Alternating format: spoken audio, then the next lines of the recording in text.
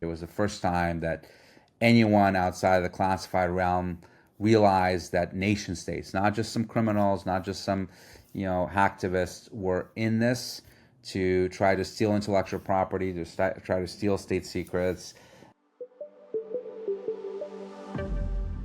This is Code and Country with host Ian L. Paterson. Welcome to Code and Country, where we explore the intersection of cybersecurity, national security, and geopolitics. Our guest today is Dmitri Alperovitch. Dmitri co-founded Crowdstrike and currently serves as the executive chairman of Silverado Policy Accelerator, a think tank focused on advancing American prosperity and global leadership. Dmitri is also the best-selling author of World on the Brink, How America Can Beat China in the Race for the 21st Century. Welcome, Dmitri. It's great to have you here. It's great to be with you. Thanks for having me. So let's start at the beginning. You've had a career that shaped how the world thinks about cybersecurity, both from Crowdstrike to national policy. Can you walk us through your journey? How did you start in Moscow and end up as the co-founder of one of the world's largest cyber companies? Yeah, thank you. So I was born in Moscow in the 1980s and immigrated as a kid. Ultimately ended up in the United States and going to high school in Chattanooga, Tennessee. Very different place from Moscow in many ways. But got interested in cybersecurity through my dad. This was the mid-90s, and he had an applied mathematics degree in Russia, worked as a nuclear physicist, designing nuclear power plants, and as many immigrants do, got a job as a programmer here in the United States, which was fine in terms of putting food on the table and paying the bills, but not as intellectually stimulating. So he got really interested in the emerging field of elliptic curve cryptography in public key encryption, and started looking at the algorithm side of the equation. And I sort of, always having sort of a business mindset, said, hey, why don't we start a company doing this? And helped build some of the software for it, and started selling various products to B2B and B2C. In encryption, ultimately, company did not go public and become one of the most valuable companies in the industry, as CrowdStrike did, for numerous reasons. But one of them was that I had only so much time in high school, and then ended up going to college and had no time. But that got me very interested in cyber, and got me to appreciate early on that encryption, as wonderful as it is and as magical as the math behind it is, was not the end-all be-all of cyber, because the fundamental problem was that if someone stole your keys, didn't matter how good the algorithms are, you're still going to be vulnerable. And that's what actually appealed to me even more than the math side of it in cyber, is this cat and mouse game, that it's a lot like chess. And I have a chess player, as you can see by some of the chess memorabilia behind me, and the idea that you're never done in this field, that no matter what you do, your adversary will always find something, some weakness, some new attack method to get around your defenses, is what's so daunting about this domain, but it also makes it so interesting and exciting and fresh. Thank you for listening to Code and Country, sponsored by Plurilock. If you're enjoying this episode, please remember to like, subscribe, or follow the podcast. And now, back to the episode. It's one of the things that I always try and articulate when people who are new to the cyber industry, they're trying to get up to speed, they're trying to understand the dynamics. I always compare it to like actual mining gold, right? And it's like, if you're mining gold, it's kind of you against the mountain, but the mountain doesn't necessarily fight back. Whereas in cybersecurity, they do. They're constantly evolving and changing. I'm super curious because CrowdStrike, but also other companies that you've been at previous to CrowdStrike, have had such a global footprint that I have to imagine it's put you in a really unique position to see threats, how they evolve over time. Can you share some examples of some of the campaigns that you've seen that have kind of caught your eye over the years? Yeah. Well, right out of college, and I was the first graduate actually from my alma mater, Georgia Tech, in cybersecurity, with a graduate degree from there. But right out of college, I had the opportunity to start working for a startup, which is a great experience, getting to know the business. I always recommend to people just entering their careers, don't go work for a big company. You'll be siloed, but in a startup, you'll be doing everything because there's not enough people to do it all. So it's a great exposure. But particularly this company was in the field of email security. It was a company called CipherTrust, which was later bought by another company, which was later bought by McAfee, which was later bought by Intel. That led me to actually founding Crowdstrike years later. But the company was run by a gentleman named Jay Chaudhry, who many people may know now as a founder and CEO of Zscaler, another huge cybersecurity company. But because it was doing email security, at the time when the field literally exploded within 6 months of me joining the company, I have this story in my book, World on the Brink, about interviewing with Jay on a Saturday. He always interviewed people on Saturdays because that was the only time when he wasn't busy doing other things running the company. And he was briefing me on the roadmap for the company. And the company at the time was doing email security, but it meant really encryption, right? And that's why they wanted me, from my background in cryptography, doing policies around mail delivery and so forth, and had a long roadmap in that field. And I was asking him about this roadmap, and he said, we're going to take a hiatus on it for about 6 months to solve this emerging problem called spam that just popped up. And then once we solve it, we'll go back to doing what we're really set up to do, which is all this policy encryption stuff that our customers want. And the customers were like the huge Fortune 500 companies and government agencies and the like. And you, Dmitri, are going to be, on our newly formed research team whose job it is to solve spam. And as you might imagine, I completely failed at my job because spam is still around decades later. But it was such an incredible opportunity to see the rapid evolution on the part of the adversary. And it really taught me almost everything I know about cybersecurity in those few couple of years. Because as I started, spam was, a tiny percentage of the overall email traffic. It was mostly a nuisance. It was mostly text-based, pitching Viagra pills and other products. And the spam technology at the time was literally like filters. Like people were building dictionary keywords of Viagra, Cialis, etc., and blocking based on that.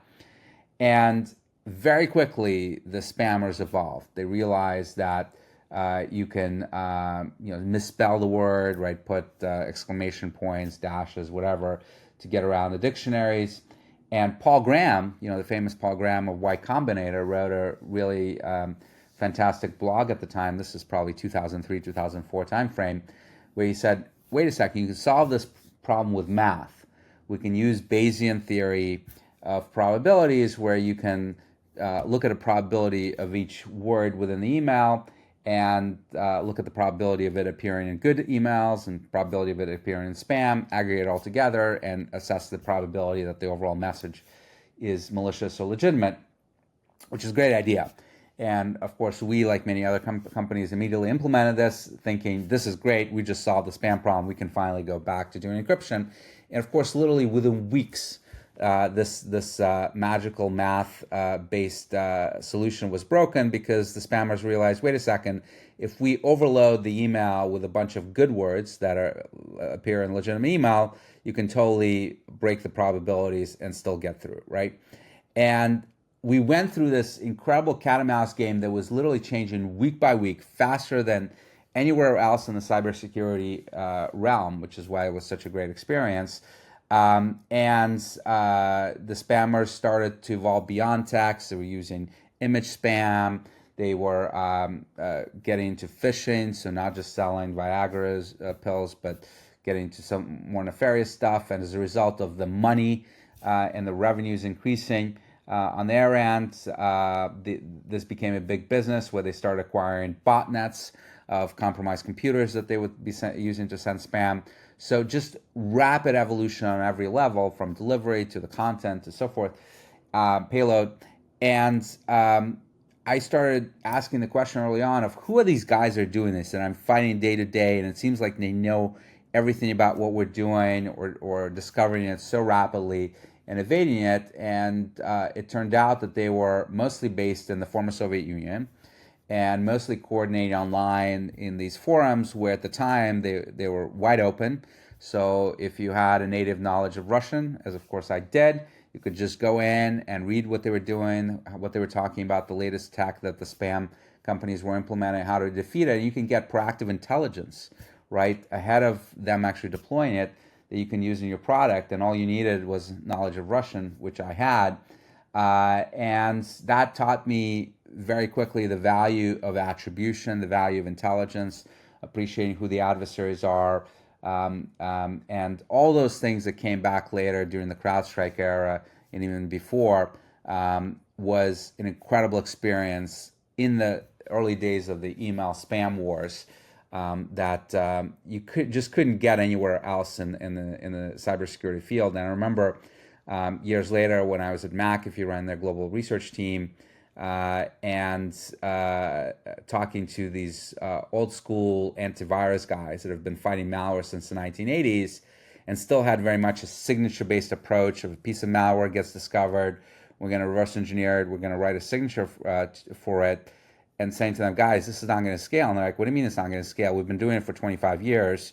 We can continue doing it for the next 25 years. And me appreciating from the spam days that those keyword-based approaches, which is essentially what this was at a binary level, was going to be limited and very quickly. And sure enough, within months, the volumes have gotten so big with malware that was being morphed automatically through various tools that the adversaries were using, that the signature approach was starting to fail and was not scalable and was breaking the infrastructure that the companies used to deliver these DAT files. The whole problem was based on, initially we would send you a DAT file once a month, right, with all these signatures. Then it went to once a week. Then it became hourly. Then it became every few minutes you had to deliver a new update. So the model just was completely broken. And the lessons I learned in those early days of the spam fights were crucial to apply into all these different areas, whether it's malware, whether it's web security, network security, and so forth. Man, it brings back so many memories. You were talking about Bayesian heuristics. I remember actually in my early sysadmin days realizing that if you just took the hex code for red, it was actually a great indicator of spam. And it was a simpler time, Dmitri. It was a simpler time. And when all the command and control was just done on open IRC networks, it was a lot easier back in the day. That's right. It evolved so quickly, though, particularly in the email space, and was really a harbinger of things to come. So maybe if we can pivot off that and advance a little bit, I'd love to understand kind of when you started seeing things progress from just a nuisance to starting to become a money driver. You talked about kind of the evolution from spam to phishing. There was a specific espionage campaign, I recall, sort of in the 2010s era, which hopefully is old enough now that we can talk about it, that hit Google and I think 20 other major companies. I'm curious, what was your involvement, or how did you see that unfold? What did you uncover? Yeah. And kind of how did that change, maybe if it did, change the outlook on not just cybercrime, but potentially kind of something bigger than that? Yeah. Yeah, I write about this episode in the book. It was probably one of the most consequential days of my entire life, January 8th, 2010, when I got a call from a friend at Google, Heather Atkins, who's still there and is one of the tremendous cybersecurity leaders in our industry, was the deputy chair of the Cyber Safety Review Board with me, a board that I served on for 3 years. And she called me up and she said, hey, Dmitri, I was at McAfee at the time running the global investigation team. And she said, we need to brief you on an episode that occurred here at Google. Of course, first she wanted me to sign NDAs as is customary. But we've been hacked. We've been hacked by an actor we believe is based in China. And we believe it's not a cybercrime actor, it's a nation-state actor. And by the way, there are 24 other victims we believe are compromised by the same actor. Most of them are McAfee customers. Do you guys want to work together on this with us? And we did, and ultimately did that investigation, found a 0-day that they used in Internet Explorer that facilitated the intrusion. And I ended up naming this hack Operation Aurora, really for two reasons. One is that Aurora was a keyword in the malware, one of the pieces of malware we saw, so it was kind of project name that the hackers themselves created for it. But more importantly, the second I saw that keyword in the malware, I knew exactly that this had to be the name for the overall operation, because this was so consequential in my mind. I thought it was a groundbreaking event in the industry. It was the first time that anyone outside of the classified realm realized that nation states, not just some criminals, not just some, hacktivists, were in this to try to steal intellectual property, to try to steal state secrets, trade secrets, and that companies were on the front lines of this new threat actor, right? That was very dangerous, well-financed, lots of expertise, etc. And I knew that going forward, everything in the industry would change immediately. And Aurora, of course, had a very specific meaning to me personally, having been born in the former Soviet Union, because it was the name of the battleship that fired the first shot in the October 1917 revolution, the Bolshevik Revolution, that signaled to Lenin to start the storming of the palace where the government sat. And it's often been called the shot heard around the world, the shot that changed the course of the 20th century. And I felt, at least in the cyber domain, that this would be as consequential for our field.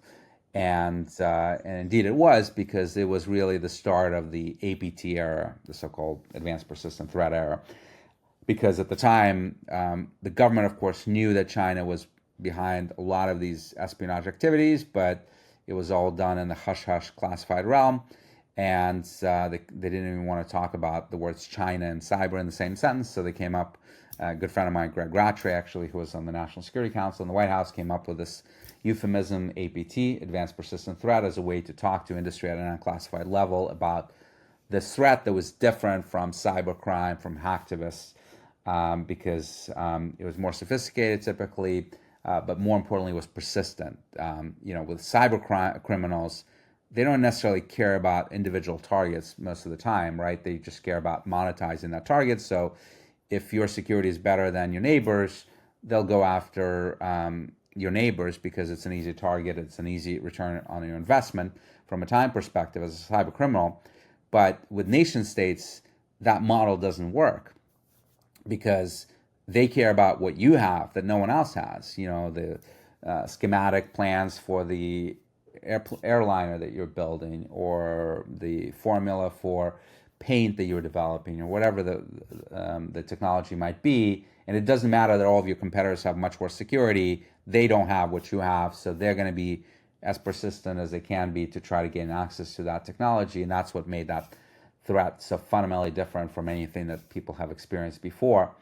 And right after finishing up with Aurora, I sort of asked the question of, was it a one-off? Because one thing that made no sense to me is this wasn't just Google. This was, as you mentioned, about 24 companies, and most of them had no connection to each other, right? They weren't just in tech, they were in defense, they were in manufacturing, there were all these different industries. So it seemed to me like this was a campaign that was pretty broad, that wasn't focused on one particular tech or one particular company. And I asked the question, like, is this just an accident? Is this, these companies, I can't tell why they were picked, but they were picked for a reason and nothing else is going on? Or is this much broader than it looks? And I started diving into our data that we're collecting at McAfee and realizing that this was happening all over the place. And that led me to some of the other groundbreaking investigations. Night Dragon, which was an investigation into oil and gas industry being hacked by China. There's a 12 Days of Rain investigation into North Korean activity. It was one of the early disruptive attacks, actually, from North Korea into South Korean banks and other institutions. And then probably the most famous at the time was Shady Rat, which was a long view into what later became APT-1. At the time was called Comet Crew, but the threat actor in China that was breaking into companies for many, many years, much earlier than most people even realized, right? And that report came out in 2011 and looked back at espionage activity from them going back to 2005. And there were 70 plus industries that are identified were hit by these guys. Most of them had no idea that they were even victimized. And it led me to coin two phrases that have often been used by others. That first one being that there are two types of companies out there: those that know that they've been hacked, and those that don't yet know. And another one that what is happening here in terms of the stuff by China is the greatest transfer of wealth in history. And of course, this was 2011. It has only gotten way worse since then, and continued unabated. But it actually is what led me directly to founding Crowdstrike, because as I was doing all these investigations and engaging with McAfee customers in terms of briefing them on all these reports that we were doing, they would first thank us for the investigation, thank us for the report, and then say, by the way, thank you for telling us, Dmitri, that we've been hacked, but it would have been nice if you had actually stopped it.